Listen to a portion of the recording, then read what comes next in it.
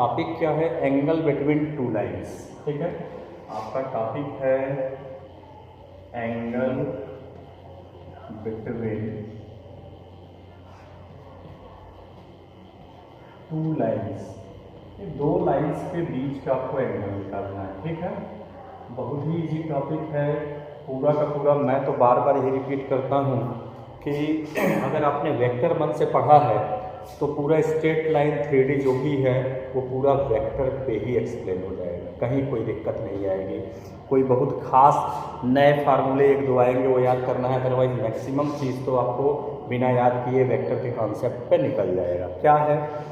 अगर दो लाइन के बीच का एंगल निकालना है, मान लीजिए आपका फर्स्ट लाइन वेक्टर फॉर्म में है r is equal to a1 vector plus lambda vector b1 हो गया। ठीक है, और दूसरा लाइन है आपका ये वाला कि r is equal to a2 plus lambda vector b1। ये दो लाइन्स है, एक को आपने कह लिया r is equal to a1 plus lambda vector b1, r is equal to a2 plus. अब ये लैम्डा वेक्टर b1 आपको इसी टॉपिक में इसके पहले वाले वीडियो में समझाया भी है। b1 क्या है? b1 is a vector parallel to the line, line के पैरेलल वेक्टर यही हमारा क्या है? b1 वेक्टर है। और इसके पैरेलल जो होगा वो हमारा, चलिए ये वेक्टर दिखा लेना है यहाँ पे, ये वेक्टर हो गया इसके पैरेलल। तो ये वाला वेक्टर कौन सा है? ये वेक्टर हो गया आपका b2। तो एक्चुअल में जो हम दोनों लाइन के बीच का एंगल निकाल रहे हैं, दोनों लाइन हमारा ये के बीच का ये एंगल, वो एक्चुअल में क्या हो गया? दोनों वेक्टर के बीच का एंगल यही तो होगा। ये देखिए, ये वेक्टर b1, ये b2, यानी कि हम दो वेक्टर के बीच का एंगल निकाल रहे हैं। बात एक ही चीज़ है, क्यों? ये एंगल इसके इक्वल होगा और ये इसके इक्वल हो गए, कोरस्पॉन्डिंग एंगल्स आर इक्वल। तो मतलब दो लाइन के बीच का एंगल निकालने के लिए आपको उनके जो पैरेलल वेक्टर हैं उनके बीच का एंगल निकाल लेना है। तो अब दो वेक्टर के बीच का एंगल कैसे आपने निकाला था वेक्टर अलजेब्रा में कि a dot b is equal to क्या था? ab cos theta. तो दोनों के बीच का एंगल क्या हो निकला था कि a dot b upon ab। ab मतलब magnitude of a and magnitude of b। तो यहाँ पे जो एंगल आएगा दोनों के बीच का वो क्या निकल जाएगा? b1 dot b2 upon magnitude of b1 into magnitude of b2। तो यही तो है फॉर्मूला। मतलब आप वेक्टर वाले चैप्टर में ये पढ़ चुके हैं कि कैसे हम दो वेक्टर के बीच का एंगल निकालते हैं। सेम वही चीज़ आपको दो लाइन के बीच में निकालना है। ये हो गया आपका वेक्टर फॉर्म में। अगर इसको कार्टेशियन फॉर्म में देना हो तो कार्टेशियन फॉर्म के लिए हम क्या करेंगे? आपको याद भी होगा कि जो यहाँ पे b वेक्टर है उसको हम क्या लिए थे? a1 इस तरीके से ले लिए थे। तो b को अगर हम कह लें a1i plus b1j plus c1k, और यहाँ पे b2 वेक्टर को ले लिया जाए a2i plus b2j plus c2k। ठीक है, तो इनको कार्टेशियन फॉर्म में हम चेंज कर दें तो cos थीटा, तो दोनों का डॉट प्रोडक्ट में क्या आएगा? a1 a2 plus b1 b2 plus c1 c2 upon b1 का मैग्नीट्यूड तो अंडर रूट क्या हो जाएगा? a1 square plus b1 square plus c1 square, और b2 का मैग्नीट्यूड क्या होगा? a2 square plus b2 square plus c2 square. तो ये हो गया आपका कार्टेशियन फॉर्म में फार्मूला। ठीक है, अब मान लीजिए कि ये दोनों लाइंस क्या हों? पैरेलल हों। ये दोनों लाइंस क्या हों? परपेंडिकुलर हों। ये केस भी देख लिया जाए।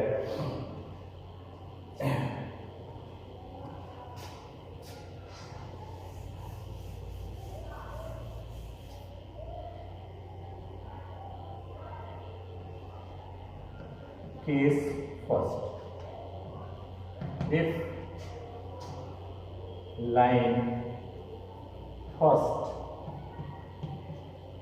parallel to line second. मान लीजिए कि पहला लाइन क्या है, दूसरे लाइन के पैरेलल है, तो पैरेलल के केस में फिर तब ये वेक्टर पैरेलल हो जाएंगे।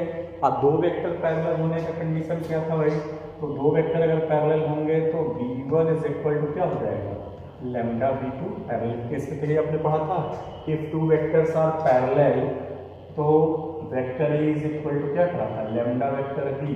ये आपने पढ़ लिया है, if the two vectors are parallel are collinear तो then A is equal to lambda B. अब यहाँ से कंपोनेंट की बात करें तो v1 में क्या आया है, a1i plus b1j plus c1k equal to हो जाएगा lambda a2i plus b2j plus c2k। Comparing the coefficient, coefficient को कंपेयर कर लें तो a1 की वैल्यू क्या आ गया, लैम्डा a2, इसी तरीके से b1 की वैल्यू लैम्डा b2 और c1 की वैल्यू लैम्डा c2 आ गया। ठीक है, अब ये वैल्यूज को हम लोग फिर इस फॉर्म में लिख लें तो लैम्डा की वैल्यू क्या मिलेगा, a1 बाई a2 की वैल्यू क्या आ जाएगा, लैम्डा। सेम वैल्यू आपको मिलेगा b1 बाई b2 की लैम्डा और c1 बाई c2 की वैल्यू क्या मिलेगा, लैम्डा। तो ये हो गया कार्टेशियन फॉर्म में if the two lines are parallel. ठीक है, और अगर टू लाइन्स परपेंडिकुलर हो तो परपेंडिकुलर के केस में आप वेक्टर के केस में पढ़ चुके हैं कि ए dot B is 0।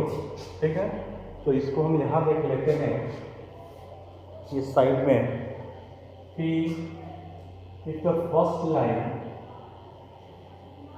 Is second, if line 1 is perpendicular to the line 2। ठीक है, अगर ऐसा केस आ रहा है, दिख नहीं रहा है, चलिए हम इधर एक्सप्लेन कर देते हैं।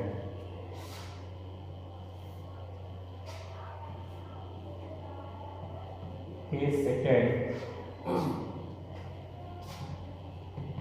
If line L1 is perpendicular to L2, अगर दोनों परपेंडिकुलर हैं तो उस केस में फिर से वही चीज़ होगा कि ये दोनों पैरेलल वेक्टर के बीच का एंगल क्या हो जाएगा, 90 डिग्री।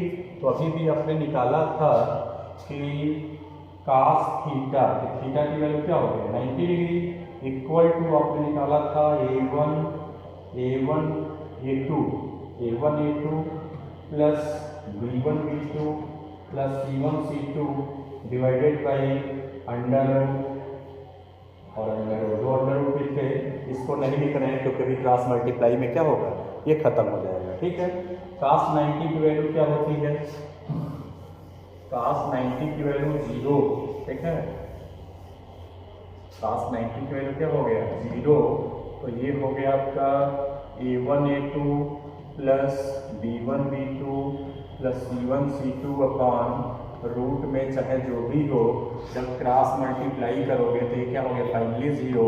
तो therefore a1 a2 plus b1 b2 plus c1 c2 equal to 0। Shortest distance between two skew lines. ठीक है, इनके बीच का शॉर्टेस्ट डिस्टेंस क्या होगा। तो सबसे पहले तो बात ये जानना होगा कि यहाँ पे स्क्यू लाइन्स क्या है।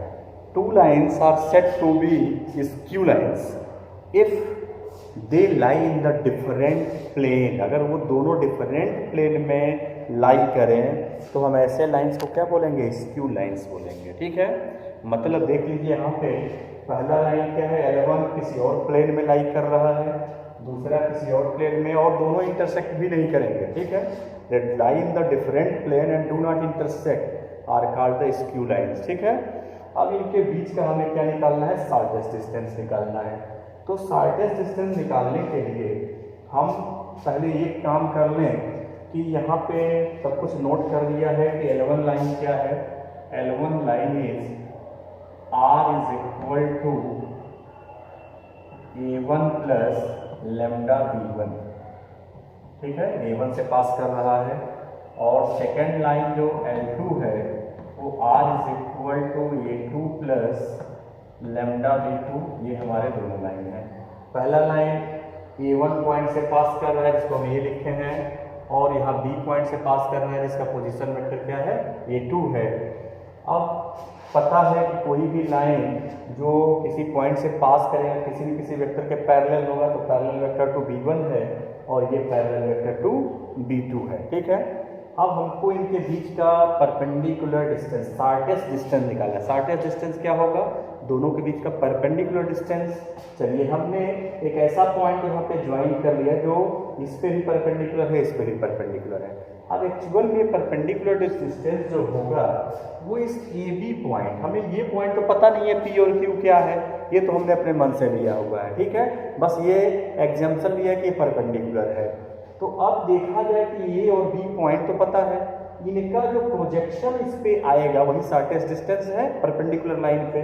तो मतलब हो गया जो शॉर्टेस्ट डिस्टेंस होगा, शॉर्टेस्ट डिस्टेंस, तो वो क्या होगा, projection of AB vector on PQ vector. PQ vector पे क्या होगा, प्रोजेक्शन होगा। अब प्रोजेक्शन निकालने का हमें तरीका पता है, किस तरीके से हम प्रोजेक्शन निकालेंगे। तो जिस वेक्टर पे प्रोजेक्शन निकालेंगे उसका हमें यूनिट वेक्टर पता हो जाए। ठीक है, किस डिस्टेंस क्या है एक्चुअल में, projection of vector AB on PQ पे उसका प्रोजेक्शन क्या होगा, वही शॉर्टेस्ट डिस्टेंस हो जाएगा, क्योंकि ये लाइन क्या है, परपेंडिकुलर है। अब परपेंडिकुलर डिस्टेंस ही क्या होता है, शॉर्टेस्ट डिस्टेंस होगा। वो लाइन चाहे प्लेन टेढ़ा हो इस तरीके से, तो दोनों के जो परपेंडिकुलर जो लाइन होगा वही क्या होगा, शॉर्टेस्ट डिस्टेंस जाना जाएगा। ठीक है, तो projection of AB on PQ का मतलब हो गया कि वेक्टर AB और डॉट में क्या हो जाएगा, PQ का जो होगा यूनिट वेक्टर होगा। ठीक है, इस टर्म को पहले समझने के लिए आपको पहले थोड़ा सा हम पीछे ले चलते हैं। ठीक है, पीछे आपने पढ़ा है कि vector A dot B is equal to क्या होता है, AB cos थीटा। ठीक है, इसका ज्योमेट्रिकल मीनिंग भी आपको वहाँ पे बताया गया होगा, जहाँ पे पीछे पढ़ाया गया होगा। तो अगर इसको हम O कह लें और ये वेक्टर मेरा A है, ये वेक्टर B है, और यहाँ पे पॉइंट B कह लें, यहाँ पे पॉइंट A कह लें। ठीक है, पोजीशन वेक्टर O का, A का पोजीशन वेक्टर A, B का पोजीशन वेक्टर B। यहाँ से अगर एक परपेंडिकुलर ड्रा कर दें जिसका नेमिंग कर लें L, तो एक्चुअल में ये जो है OL क्या है, एक्चुअल में ये OL जो है वही कहा जाएगा कि projection of vector B on vector, यही OL लेंथ जो है B का प्रोजेक्शन है किस पे, A पे। अब चलिए इसी को हम देखते हैं यहाँ से फिर से।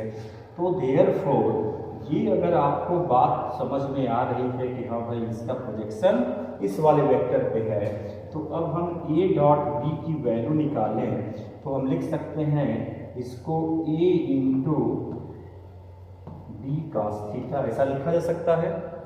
ठीक है, दिख रहा होगा, नहीं दिख रहा है तो थोड़ा सा हम कैमरा को सेट कर देते हैं। ठीक है, तो ये आपको मिल जाएगा कि AB cos थीटा को हम ऐसे B cos थीटा लिख सकते हैं। अब इस ट्रायंगल में अगर हम निकाल लें cos थीटा, तो cos theta is equal to base क्या हो गया, OL, हाइपोटेन्यूज का मतलब क्या हो गया, पूरा ये लेंथ। ठीक है, तो पूरा लेंथ का मतलब क्या हो गया, वेक्टर B का मैग्नीट्यूड।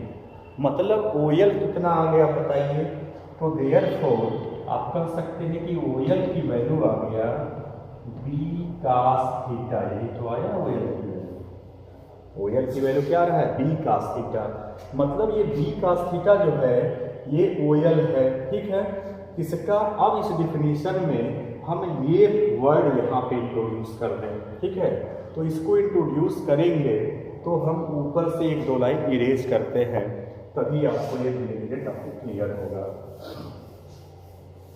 चलिए अब क्या करते हैं, यहाँ डेफिनेशन में आते हैं तो लिखते हैं A dot B is equal to vector, तो यहाँ पे OL की वैल्यू B cos थीटा ला करके यहाँ पे पुट कर देंगे, कहाँ पे, AB cos थीटा, इस वाले रिलेशन में। तो तो आपको क्या मिलेगा, ए इंटू बी, मतलब हो गया कि प्रोजेक्शन ऑफ बी ऑन ए,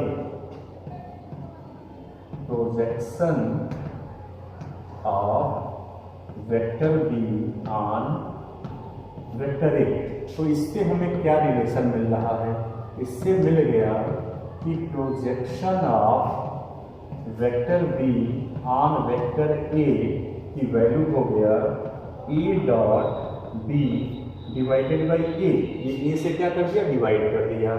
इसको हम क्या लिख सकते हैं, इसको ये तो लिख सकते हैं कि vector B dot A cap. देखिए वही चीज़ आया, हम ये चीज़ बताने के लिए आपको ये पूरा रिवाइज करा रहे हैं, ठीक है, कि अगर सर ने कैसे लिख दिया कि A B into P Q का कैट, जिसका प्रोजेक्शन निकालेंगे और जिस वेक्टर का निकालेंगे तो उसका क्या ले लेंगे, यूनिट वेक्टर। तो प्रोजेक्शन हम ए बी का निकाल रहे हैं, किस पे, पी क्यू पे निकाल रहे हैं, तो पी क्यू का क्या कर दिया, यूनिट वेक्टर कर दिया। ठीक है, यहाँ तक बात समझ में आ रही है। अब अगर यहाँ तक समझ में आ गई तो फिर अब आगे बढ़ते हैं इसके थोड़ा सा, ठीक है।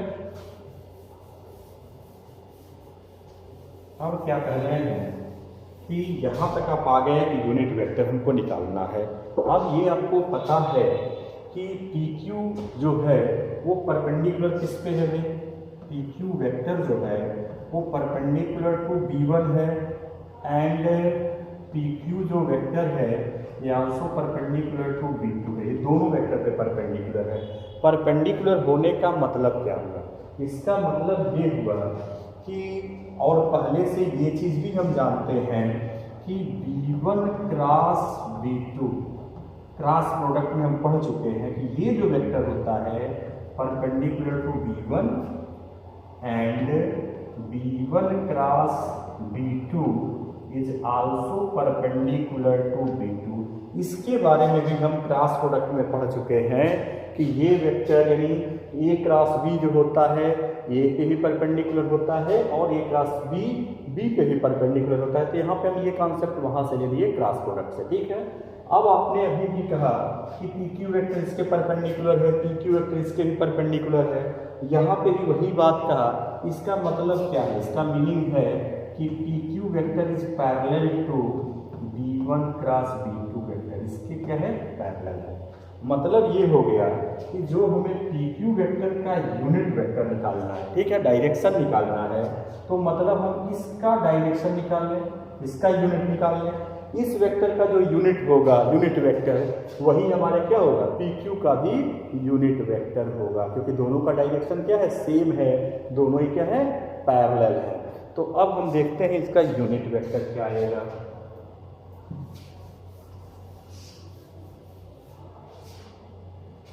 Therefore, पी क्यू का जो यूनिट वेक्टर होगा वो एक्चुअल में क्या होगा, जब इसके पैरेलल है तो B1 cross B2 vector divided by क्या करेंगे, उसके मैग्नीट्यूड से हम लोग क्या कर देंगे, डिवाइड कर देते हैं, यूनिट वेक्टर निकल गया।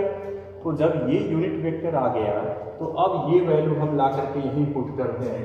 तो देयरफॉर शॉर्टेस्ट डिस्टेंस क्या निकल के आ गया, A B vector dot multiply by आपका हो गया B1 vector multiply by cross product B2 vector divided by magnitude of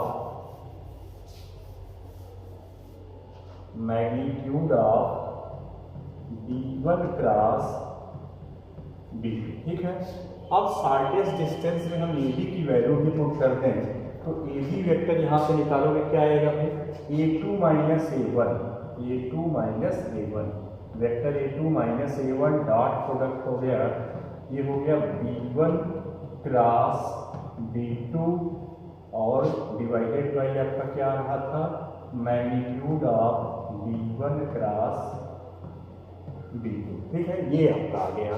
अब पता है कि ये शॉर्टेस्ट डिस्टेंस है, ये डिस्टेंस है, स्केलर क्वांटिटी है, ऐसे ही आप पहचान सकते हैं कि ये एक वेक्टर है, ये एक वेक्टर है, दोनों का डॉट प्रोडक्ट क्या होता है, स्केलर होता है। तो ये स्केलर क्वांटिटी है, ये ऑलरेडी मैग्नीट्यूड है, स्केलर है, तो डिस्टेंस है। डिस्टेंस क्या होगा, विल बी पॉजिटिव निगेटिव, तो हम इसका क्या करेंगे, मॉड ले लेंगे, ठीक है। तो मीन्स शॉर्टेस्ट डिस्टेंस का फार्मूला जो हो गया तो वो क्या आ जाएगा, मॉड वैल्यू। अब आप लिखेंगे A2 minus A1 dot B1 cross B2 divided by magnitude of B1 cross B2। ठीक है, ये आपका हो गया finally shortest distance between two skew line का फार्मूला। तो वेक्टर फॉर्म में अभी हम लोग निकाले हैं। ठीक है, कार्टेशियन फॉर्म में देखा जाएगा बहुत लंबा आएगा, कोई मतलब नहीं है, जहाँ भी किया जाएगा तो हम लोग कार्टेशियन को वेक्टर में ही कन्वर्ट कर लेंगे, वो इजी रहेगा। या कार्टेशियन फॉर्म में भी देखते हैं, उसको भी बता देते हैं। अब नेक्स्ट टॉपिक है कि distance, shortest distance between the two parallel line. अब बताइए जब पैरेलल लाइन होगा उस केस में क्या हो जाएगा, B1 B2 दोनों का मीनिंग क्या होगा, सेम हो गया। तो यहाँ पे क्या लेना पड़ेगा, केवल हम क्या कर लेंगे, हम shortest distance between to parallel line अगर निकालेंगे तो केवल एक चीज़ हमको चेंज करना होगा, आपको बता देते हैं, वेक्टर B हो जाएगा, बस और कुछ नहीं करना है। ठीक है, जब भाई पैरेलल होगा तो ये B1 B2 क्या होंगे, सेम ही तो होंगे, दोनों लाइन पैरेलल हो गए। तो दोनों लाइन जब ऐसे हो जाएंगे, देखिए ये लाइन आपका पहला जा रहा है जिसको आपने कहा कि A1 प्लस लैम्डा B1, तो B1 ना लिख के B ही तो लिखा जाएगा। इसी के पैरेलल दूसरा लाइन है तो A2 प्लस लैम्डा B, क्योंकि दोनों ही एक पैरेलल है तो इनके पैरेलल वेक्टर भी तो आपस में पैरेलल होंगे, यानी B1 B2 यहाँ नहीं रह गए। तो यहाँ पे B1 क्रॉस B2 का कोई मतलब नहीं रहेगा, क्या लिखेंगे, केवल B लिख देंगे। तो dot into B upon not B। ठीक है, तो पैरेलल के केस में when L1 is parallel to L2, ठीक है, जब दोनों लाइन पैरेलल होंगे तो this implies that shortest distance जो हो जाएगा वो mod value A2 minus A1 vector dot vector B divided by क्या हो जाएगा, मैग्नीट्यूड ऑफ B, ये मान ले लेंगे। तो ये आपका हो गया दूसरा केस उसी से रिलेटेड। ठीक है, एकदम इजीली आपको याद भी हो जाएगा कि दो लाइन का फार्मूला आप जानते हैं क्या होता है, A2 प्लस लैम्डा B1 या B2 लिख लेंगे। ठीक है, अगर B1 B2 है, पैरेलल नहीं है, तो आपको याद रखना है क्या, यहाँ पे A2 minus A1 into dot product B1 cross B2 divided by क्या कर देंगे, magnitude of B1 into B2 कर देंगे। इससे क्या होगा कि आपका निकल जाएगा इजीली। ठीक है, शॉर्टेस्ट डिस्टेंस। और अगर लाइन पैरेलल है तो B1 B2 दोनों क्या हो जाएंगे, सेम हो जाएगा, यानी जो B1 होगा वही B2 होगा। तो हमको दो बार लेने की आवश्यकता ही नहीं है, हमारा जो PQ बात कर रहे थे तो सीधे B पे परपेंडिकुलर हो गया। तो B का यूनिट वेक्टर निकाल लेंगे, जैसे यहाँ unit vector B1 cross B2 का निकला है तो यूनिट वेक्टर B का निकल गया, यानी vector B upon mod B unit vector उसका हो गया, बस ये निकल जाएगा। ठीक है, तो ये आप इजीली डेराइव कर लिए, इजीली अपने फार्मूला देख लिया कि shortest distance between two skew line क्या होता है। अब हम लोगों के पास नेक्स्ट टॉपिक जो है वो मेरे ख्याल से हम लोग अब एक्सरसाइज पे इन करेंगे। ठीक है, तो आपको इस